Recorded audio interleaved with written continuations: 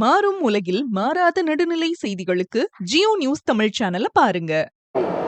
முதற்கண் தமிழகம் முழுவதும் உள்ள தெலுங்கு மொழி பேசக்கூடிய நாயுடு மற்றும் நாயக்கர் என மக்களின் இன்றைய குலதெய்வ திருவிழா அதாவது திருமலை நாயக்கர் 443வது ஜெயந்தி விழாவை தமிழ்நாடு முழுவதும் இருந்து நாயுடு நாயக்கர் அனைத்து இன மக்களும் இன்று பெரும் விழாவாக எடுத்துட்டு இருக்கிறோம்.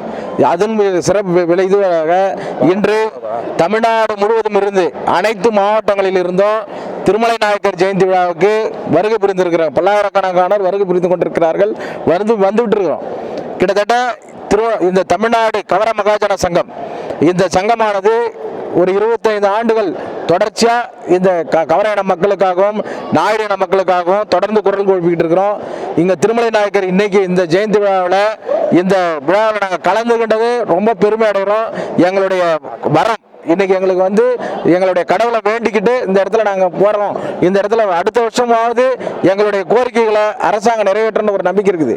கடந்த ஆண்டு இதே நாளில் திருமலை நாயக்கர் விழாவில் நாங்கள் கலந்து கொண்டு நடந்து கொண்டிருக்கின்ற தமிழக ஆட்சியில் பொதுப்பணித்துறை அமைச்சர் அவர்களிடம் கோரிக்கை வைத்தோம். திருமலை நாயக்கர் மகாலை புதுப்பிச்சு தரணும். அதே போல திருமலை நாயக்கர் மகாலுக்கு அருகில் உள்ள சிலையை திருமலை நாயக்கர் சிலை வெங்கல சிலை அமைக்கணும் அப்படின்ற கோரிக்கை வச்சோம். அதன் அடிப்படையில் கடந்த நிதியாண்டில் இந்த திருமலை நாயக்கருக்கு நிதி ஒதுக்கீட்டு செய்து திருமலை நாயக்கர் மகாலை புதுப்பிக்கும் பணி தற்போது நடைபெறுவதாக அறிகிறோம். மேலும் எங்களுடைய கோரிக்கை பொதுப்பணித்துறை அமைச்சர் அவர்களுக்கு ஏற்கனவே வைத்த கோரிக்கை தான், வரும் ஆண்டுக்கு திருமலை நாயக்கர் ஜெயந்தி விழாவில் இந்த திருமலை நாயக்கர் மகால் அருகில் உள்ள இந்த சிலை வெண்கல சிலையாக மாற்றப்பட வேண்டும் என்பது எங்களுடைய பெருவாரியான கோரிக்கை.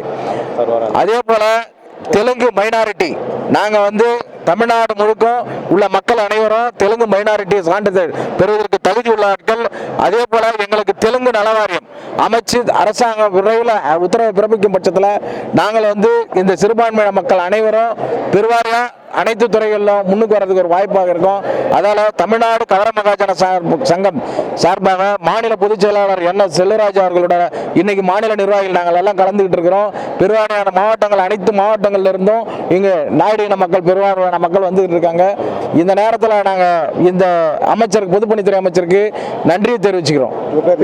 என்னுடைய பேர் தி. அறிவழகன், மாநில அவை செயலாளர் கவர நாயுடு மகாஜன சங்கம், திருவண்ணாமலை.